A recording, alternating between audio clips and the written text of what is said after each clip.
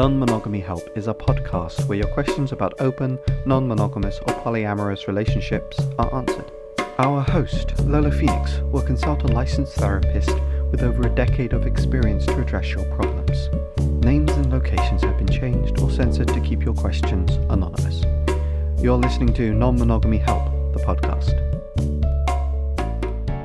Hello and welcome to episode 155 of the Non-Monogamy Help podcast. I'm Lola Phoenix. Please send your questions to ask@nonmonogamyhelp.com. I'll either be in the podcast or the column anonymously. You can read everything at nonmonogamy.help. Go and get the early emails that come out on Wednesday. Wow, that sounded great. At nonmonogamyhelp.com/email. And I'm on Instagram at nonmonogamyhelp, not really that much on X anymore, and on TikTok at nonmonohelp. And if you want to be an awesome person, you can subscribe to support the column on the podcast shoutout tier, and I will read your name at the end of the podcast if you do so. So this week is going to be a re-release of episode 91, just to give me a little bit of break in between podcasts. And it's one of the more popular episodes. It's called Ethics and Non-Monogamy, or Ethics and Hierarchy. Actually, I did that wrong. Anyways, that's what it's called, but we will have a new discussion question for this episode. If this is the first time you're hearing this, every week before I read the letter, I put forth a discussion question that you can use with your friends, partners, or anyone else to get to know them a little bit more. I also answer it myself briefly to give you a little bit of context. This week's discussion question is an Otter Being Polyamory Conversation Card discussion question, and these are cute little cards that you can use similar to discussion questions that I've had in the past, but they're definitely more polyamory focused. So it might be a fun way to ask partners about stuff. This week's question card is, in what way would you like to be supported when you experience jealousy? I couldn't remember if I'd answered this question before.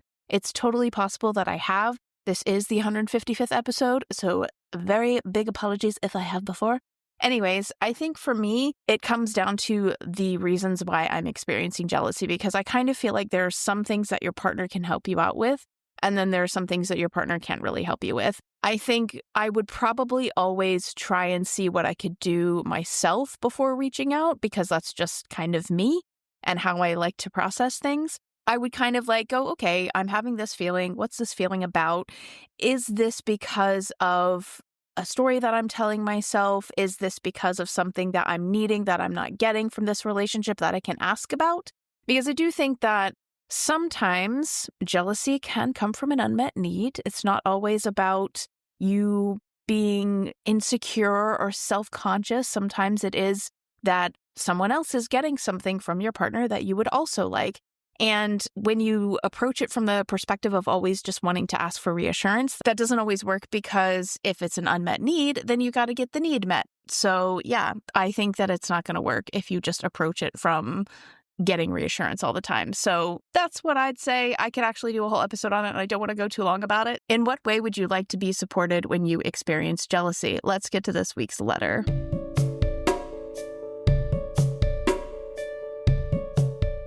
Is there anything inherently wrong in a hierarchical polyam structure? A lot of the sources I've listened and read seem to favor anarchical, but my partner and I are married, have been together for 6 years, and have agreed upon being each other's primary. We know being married doesn't guarantee that we stay together any more than a domestic partnership, but for us, being married means that we'll try and work problems out before ever considering leaving. It means we don't want to imagine life without each other in some way.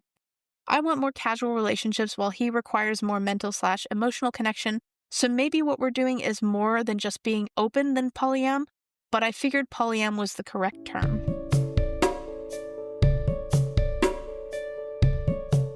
Before we get to this week's answer, I'm going to quickly plug this episode's sponsor, BetterHelp. I tend to recommend that people see a polyamory-friendly therapist, and in general, I just think most people should see a therapist. You don't have to be quote-unquote sick to see a therapist. Therapy is really, really good, and it's something that really, really helps a lot of people, so please consider it if you haven't. And definitely if you're going through a rough time, then BetterHelp might be an option for you. For a lot of people, looking locally for a therapist is just not possible if they want someone who understands and not pathologizes polyamory, and it might be out of your budget, whereas BetterHelp allows you to find therapists online. You can send messages to, you can switch therapists, and they do offer some financial aid. You can get 10% off your first month by using the promo code non-monogamyhelp or going to betterhelp.com/non-monogamyhelp. Let's get to this week's answer.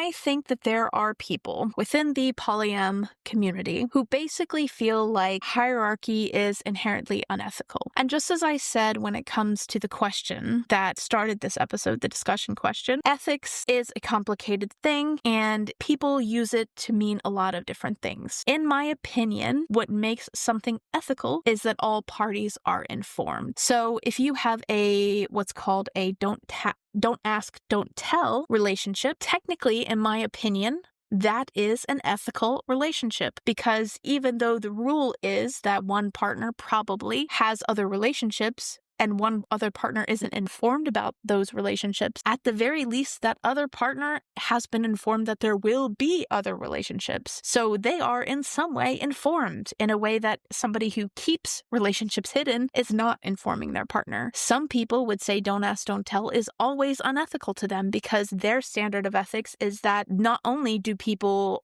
inform and consent to non-monogamy, but they also know their partners, know everybody, and don't feel like they have to hide things. Some people feel like if there's any situation where they would have to hide or pretend like they aren't dating their partner, that would feel very unethical to them. And I think that that's valid. I think both of those approaches are very valid. I can understand why people feel like a hierarchy where you have a primary partner is unethical. And I think from my experience, and maybe I'm wrong, there's probably a lot of different experiences people have, but that probably stems from the fact that there are a lot of people who practice a hierarchical structure where they do treat other people outside of that structure as disposable. And probably a lot of people have been burned by that, myself included. Though the person who burned me wasn't really in a hierarchical polyamorous relationship. They were monogamous and they just neglected to tell me. Anyway, I won't get into that. The point is that I feel like this is where a lot of people have been burned. And I think the assumption is that if somebody is quote unquote anarchical in their practice of polyamory, it means that they shouldn't value one relationship over the other, even friendships or anything like that. However,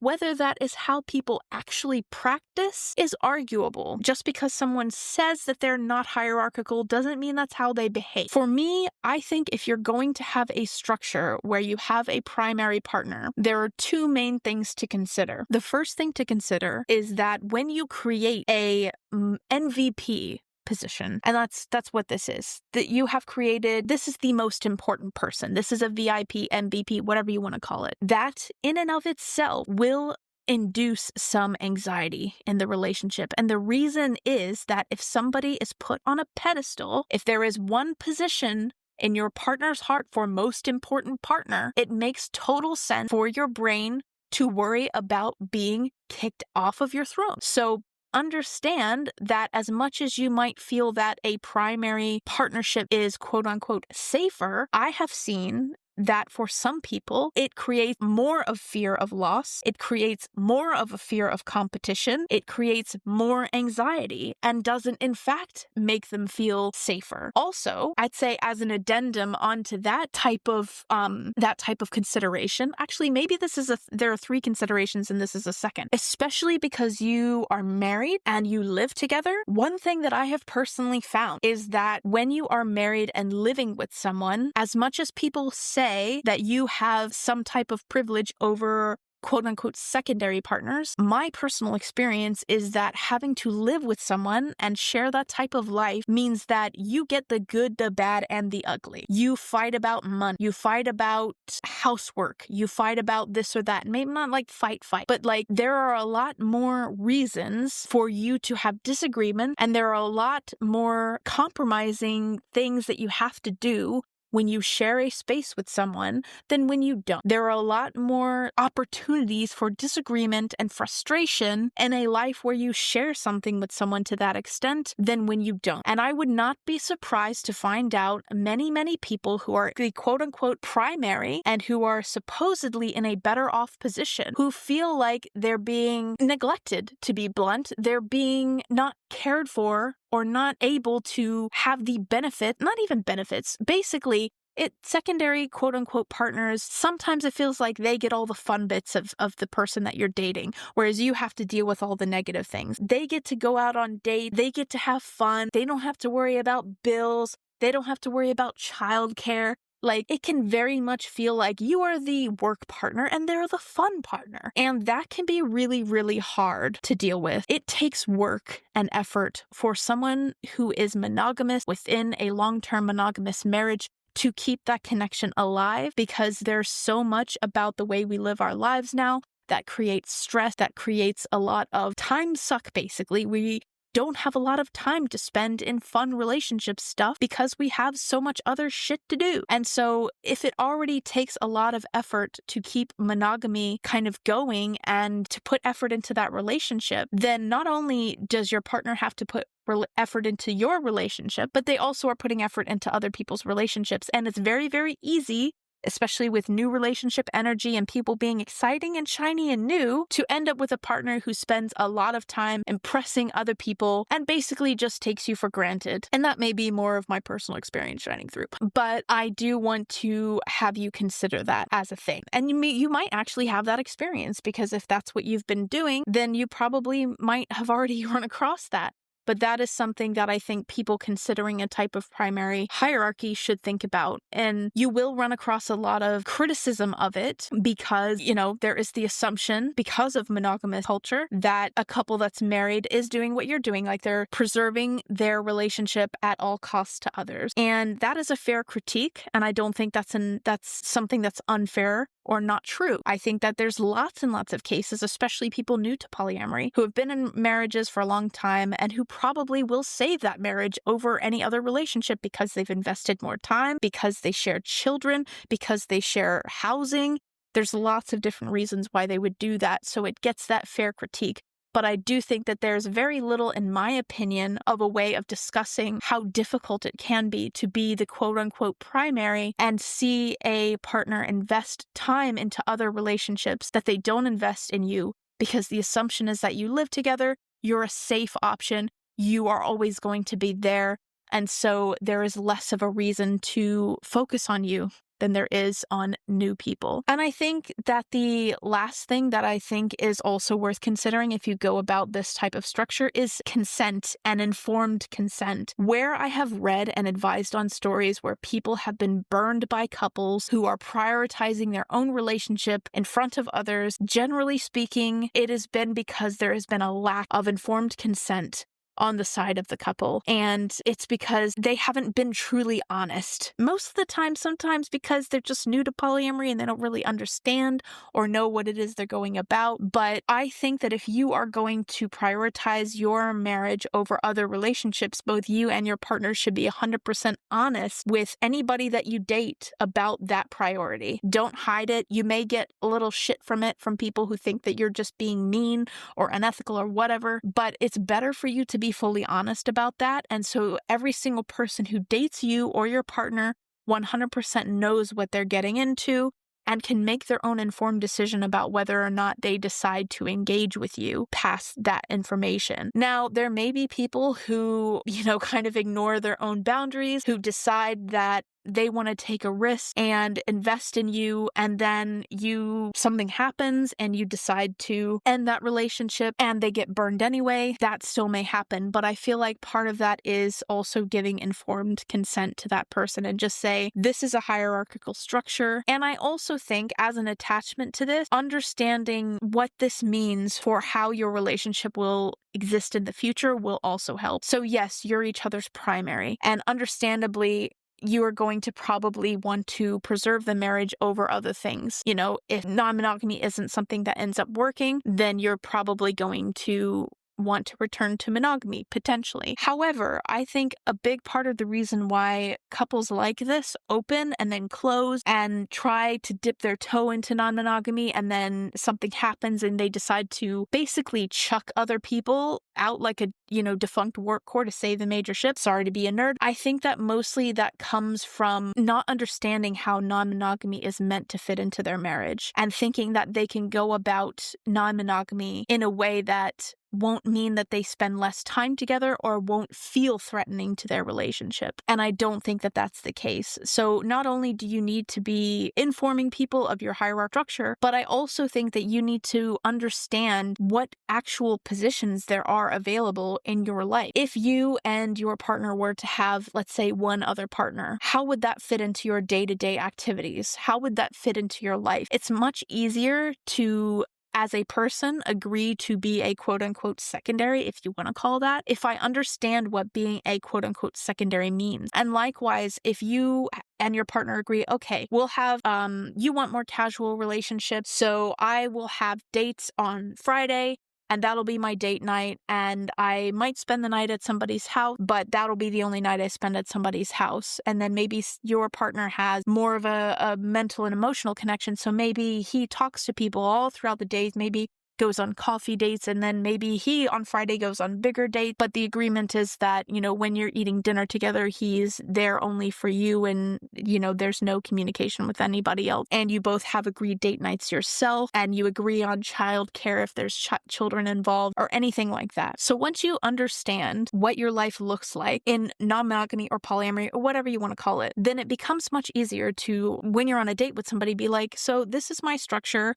This is what I'm looking for. I'm not really looking for someone who wants a quote-unquote primary. I'm looking for something more casual. And then you don't waste your time, and the other person doesn't waste their time getting invested, getting emotionally hooked on one another when you are inherently incompatible. Because I think that sometimes it's about incompatibility and not necessarily that you are evil for having a hierarchy, but that you want something specific, and people who are looking for more of an emotional investment or maybe want anchor partners themselves may not be the best people for you to date. In the long term, maybe you have a hookup, but you see what I'm saying? Like, the more you have an idea of what it is that you're looking for, where the puzzle piece fit, then you won't waste your time trying to jam a piece that doesn't fit, and that piece that doesn't fit won't get all janky. And last but not least, I think that there is something to consider with this, and I think that there needs to be some discussion amongst the two of you about veto power and what that means. There is a lot of shit about how veto is wrong, how it should never be allowed, about how it's unethical.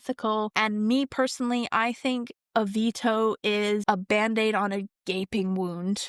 Likewise, I feel very much the same about people who open their relationships and then try to close them when it quote-unquote doesn't work. And that's because two things. One, people have an expectation that polyamory or non-monogamy will make them happy. And when they start doing non-monogamy and they start experiencing negative emotions, they get freaked out. Sometimes they think that they aren't non-monogamous enough, or they're freaked out by their partner dating somebody else and they don't know how to deal with it, so they close the relationship to presumably bring them back to a type of stasis that calms them, and then they're less freaked out. And then the second thing, I think, is the assumption that their close relationship is safer, and it does feel safer to them, obviously, because this is a big change. Think of it in comparison to like moving to a new town or something like that. It probably does feel safer in some instances. Just move back when you're struggling and when and something isn't going exactly the way that you plan. And people don't have a roadmap within non-monogamy, and they don't sometimes have an example of it, and it's a completely new idea for some people, and they're not used to it, and they don't really remember what it was like to have their first relationships in monogamy where they were just as stressed out, but at least they had that cultural backing of like, this is something that definitely works. So understandably, there's a lot of bit of a panic there, and then they get freaked out, they shut it, and I think that equally, when you veto somebody, if what you want is for your partner to pay attention to you, if you're vetoing because your partner isn't paying enough attention to you or there's something going wrong, the mistake you're making there is that the other person is the cause of that, and getting rid of them will solve that. And it's not true. I understand why people use vetoes. I'm not really here to judge or attack anybody who uses a veto, because I get it. I get that they're panicked, and sometimes it does actually cause somebody to pay more attention to them, or to, it's a shock, and then they focus on their relationship and improve it. But generally, on the whole, I think that it's far better and far more sustainable for you to try and, if your partner isn't working with you to fix the problem, then that's an issue that's going to be there whether your relationship is open or not. But it's more sustainable for you to address the actual cause of the problem. Vetoes and things like that are they're treating the symptom and not the disease, if that makes sense. So when you talk about about how you're going to try and work out problems before considering leaving. Even if I knew someone who was monogamous who felt that way, I would probably challenge them on that. And I'm not saying that you can't want to be in a relationship that you've been in for a long time. But I do think that when you get to a point where staying in a relationship is more important than anything, to me, that's a little bit worrying, whether or not somebody is in an open relationship or not, or whether or not someone is monogamous or polyamorous. I think that primarily you both should be more interested in a successful relationship with yourself than necessarily always preserving the marriage. And I get what you're saying. I don't think that you're saying that you're just going to stay together no matter how unhappy you are together. I get what you're saying. You're just saying that you're going to try and work out problems. But I don't think that that's a function of hierarchy, because if there's a problem within your relationship, or if there's a problem within your relationship as a couple, then getting rid of other people isn't necessarily going to fix the problem within your relationship. And I think you need to question your attitude towards what this means when it comes to other people, because it is fucked up and cruel and mean to decide that, in the same way, friendship, like it's also, think of it this way. If you decided that because you're married, your partner should care more about you than they do their friend, and you will preserve your marriage over any friendship your partner has or any friendship you have, and you take that attitude toward it, it's a very weird attitude to take towards friends. And almost we would kind of see someone who expects their partner to get rid of friends they don't like as, if not abusive, then going down that route. And I'm not saying that this is an abusive approach that you're taking, but what I'm saying is to be so explicit in the idea that other people are a threat and there is only safety within your relationship is maybe a different concept that isn't necessarily accurate. I'm not saying there aren't people who there's a concept called cowgirling or cowboying, where someone pretends to be non-monogamous, but their point is really to extricate someone from their partner and establish a monogamous relationship with them. That probably does exist. However, if you are strong as a couple, as two people together, then you're strong as a couple. And I think that someone else trying to quote unquote steal your partner, it's a very similar idea of that. When your partner is responsible for their behavior, if your partner decides to dump you for somebody else, that isn't like, it's not that the other person was wily and evil and your partner was this innocent victim. It's your partner made a decision and acted as a grown adult of their own volition. So I think that it might help for you to re-examine and rethink this immediate assumption that other people are a threat. Because even if you don't outwardly think that, the idea that like, okay, we're going to save our marriage, just think about how you would apply that to discussions of any other relationship. Would you say overtly, we care about our marriage and we're preserving it over friendship, we're preserving it over family relationships? No, because you see family relationships as different. And even if you're going to be non-monogamous, the relationship that you're going to have with other people will be different than the relationship you have with your partner that you're married to. And any relationship they have will be different than the relationship that they have with you. So it's not really, it doesn't have to be this cutthroat, more or less. And I think that the way that monogamous-centric culture, and also just the way that people think about dating and love and as a resource that needs to be competed for, sometimes leads us into this type of thinking bleeding in. And I don't know is that it's necessarily accurate. So yeah, overall, if I can sum up, I think that as long as you're clear about what it is that, not only what it is that you are doing within non-monogamy, but also how other people fit into your relationship, that is ethical. You will always get people criticizing you for whatever choices you're going to make. If it works for you and your partner, and if you're not hurting loads of people, then I think that you're fine.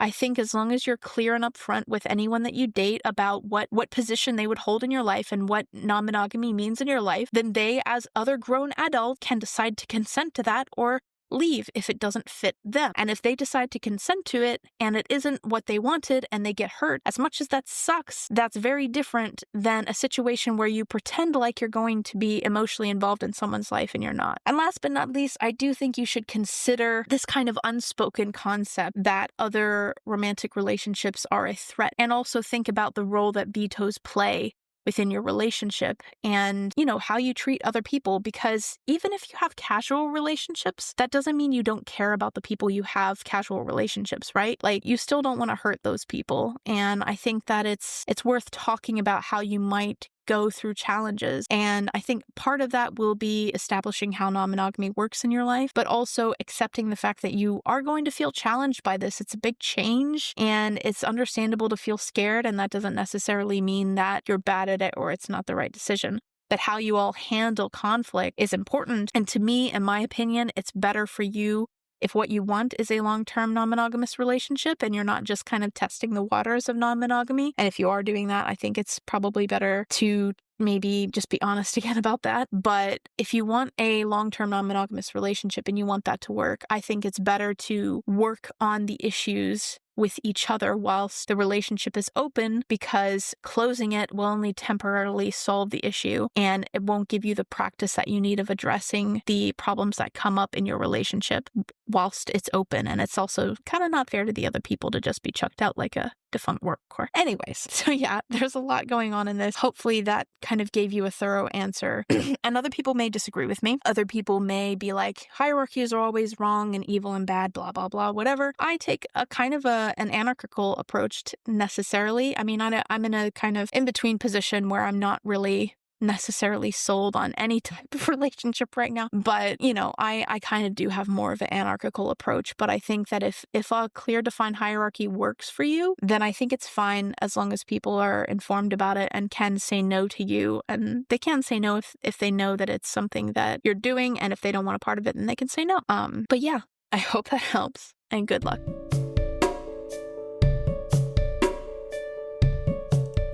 Thank you for listening to episode 155 of Non-Monogamy Help.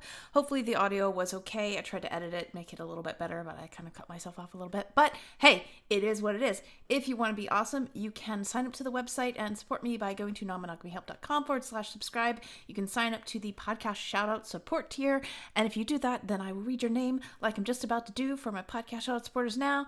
They are Ermi, Mike Kander, Matios Kaden, and Harshita.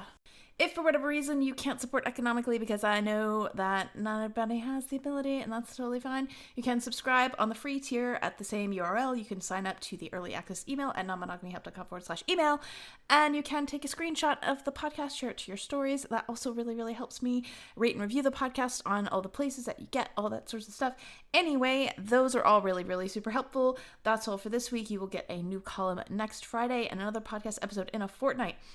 And before I go, I want to also mention that I will this summer, hopefully, maybe around June or July, be opening my polyamory fast track course, which is going to be for people who are new to polyamory, who would like to get started doing things right away. It's going to be mostly audio based, but I will offer some transcripts if that's an issue for anybody. And yeah, it's ideal for people just starting out who want to, get started, do things without having to read for 6 months. So if you're interested in that, you can sign up at polyamoryfasttrack.com. And yeah, you will be invited when the course opens. I'm going to have a small window of enrollment because I'm going to be actively involved in helping the people out. But yeah, you can sign up there if you'd like. Thank you for listening.